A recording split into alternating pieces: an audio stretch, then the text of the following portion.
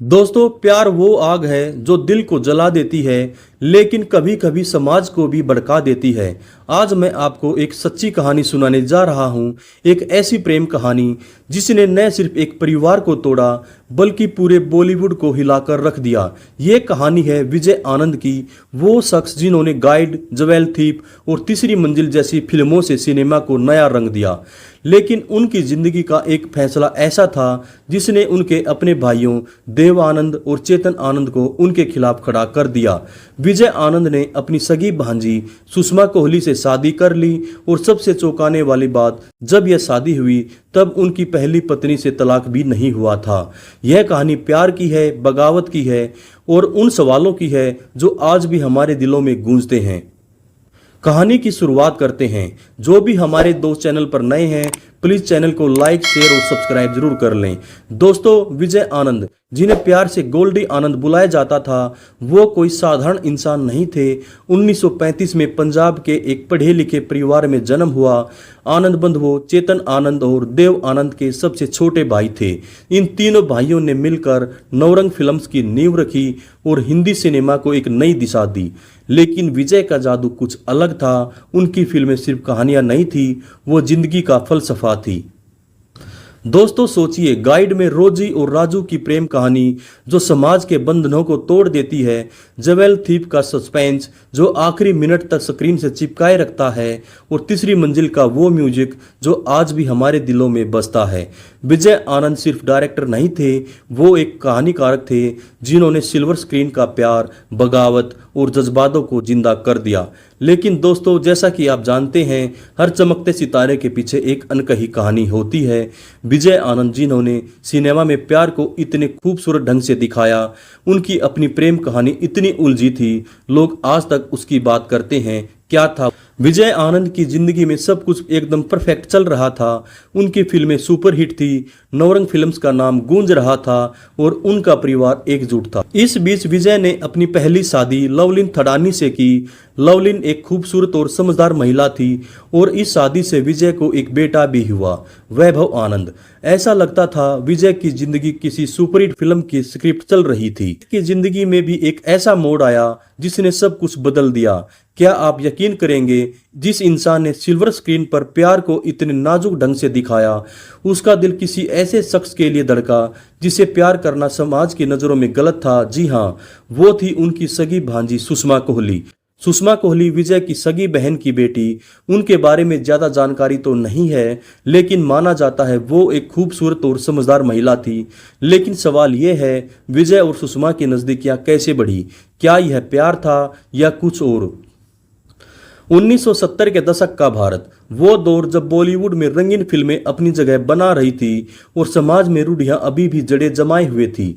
इसी दौर में विजय आनंद का दिल सुषमा कोहली के लिए धड़कने लगा। यह कोई साधारण प्रेम कहानी नहीं थी। सुषमा विजय की सगी भांजी थी, उनकी बहन की बेटी। समाज की नज़रों में यह रिश्ता गलत था, अनैतिक था। लेकिन कहते हैं ना, प्यार की अपनी भाषा होती है जो नियम कायदों को नहीं मानती। 1978 में विजय आनंद ने सुषमा कोहली से शादी कर ली, लेकिन यह शादी कोई साधारण समारोह नहीं थी। सबसे बड़ा झटका यह था कि उस समय विजय का अपनी पहली पत्नी लवलीन थडानी से तलाक नहीं हुआ था, यानी कानूनी तौर पर यह शादी एक बड़ा सवाल खड़ा करती थी। और अगर यह काफी नहीं था तो इस शादी ने उनके परिवार को भी तोड़ दिया। विजय के बड़े भाई देव आनंद और चेतन आनंद इस शादी के सख्त खिलाफ थे। देव आनंद जो खुद सिल्वर स्क्रीन पर रोमांटिक हीरो थे, इस फैसले से इतने नाराज थे कि माना जाता है उन्होंने विजय से कुछ समय के लिए बात तक बंद कर दी थी। परिवार में तनाव इस कदर बढ़ गया था, यह खबर बॉलीवुड की गलियों से लेकर अखबारों और मैगजीन्स तक पहुंच गई। लोग सवाल उठाने लगे, क्या विजय ने अपने प्यार के लिए समाज के नियम तोड़ दिए? क्या यह सिर्फ एक आवेग था या इसके पीछे कोई गहरी कहानी थी? लेकिन दोस्तों, सबसे बड़ा सवाल यह है, क्या सुषमा भी विजय से उतना ही प्यार करती थी जितना वो उनसे करते थे? इस सवाल का जवाब शायद कोई नहीं जानता। 1978 का वो दौर जब भारत में सामाजिक बदलाव की हवा तो चल रही थी, लेकिन रिश्तों को लेकर लोग अभी भी पुरानी सोच से बंधे थे। भांजी से शादी करना उस समय एक सामाजिक अपराध जैसा था। अखबारों में विजय आनंद की इस शादी की खबरें छपने लगी। कोई कहता विजय ने समाज को ठेंगा दिखा दिया, तो कोई कहता ये गलत है, ये प्यार नहीं हो सकता। लेकिन विजय आनंद ने इन बातों की परवाह नहीं की। वो अपनी फिल्मों की तरह ही अपनी जिंदगी में भी बगावत करने वाले इंसान थे। वो कहते थे जो दिल से दिल तक जाता है वो दुनिया की परवाह नहीं करता। विजय ने भी यही किया।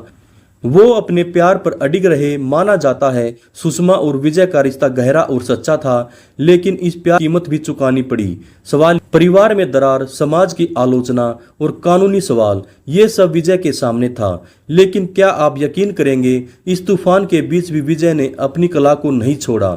उनकी फिल्में बनती रही और वो सिनेमा में नई ऊंचाइयां छूते रहे। लेकिन सवाल यह है, क्या यह प्यार समय की कसौटी पर खरा उतरा? क्या विजय और सुषमा की जिंदगी में सुकून आया? विजय आनंद और सुषमा कोहली की शादी के बाद उनकी जिंदगी के बारे में ज्यादा जानकारी सार्वजनिक नहीं है। माना जाता है कि वो अपने रिश्ते को निजी रखना चाहते थे, लेकिन इस शादी ने उनके परिवार में एक गहरी दरार छोड़ दी।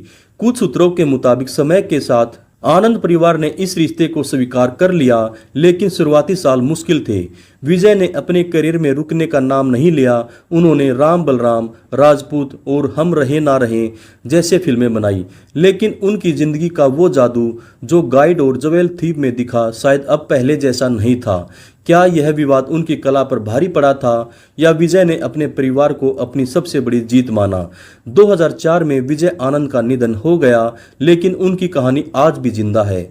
उनकी फिल्मों में, उनके जज्बातों में और उस सवाल में जो उन्होंने समाज के सामने छोड़ा। तो हर कहानी का अंत भले ही खुशी से न हो, लेकिन हर कहानी कुछ सिखा जाती है। विजय आनंद और सुषमा कोहली की कहानी प्यार, बगावत और समाज के बीच की जंग की कहानी है। क्या विजय का फैसला सही था? क्या प्यार सचमुच सारी हदें तोड़ सकता है, या फिर समाज के नियमों का सम्मान करना जरूरी है? आप क्या सोचते हैं? क्या विजय ने अपने दिल की सुनी, या उन्होंने एक ऐसी राह चुनी जो गलत थी? कमेंट में अपनी राय जरूर बताएं। और हाँ, अगर आपको यह कहानी पसंद आए तो इस वीडियो को लाइक करें, अपने दोस्तों के साथ शेयर करें और चैनल को सब्सक्राइब करना न भूलें। अगली बार फिर मिलेंगे एक और ऐसी कहानी के साथ जो आपके दिल को छू जाए। नमस्कार, धन्यवाद, जय हिंद, जय भारत।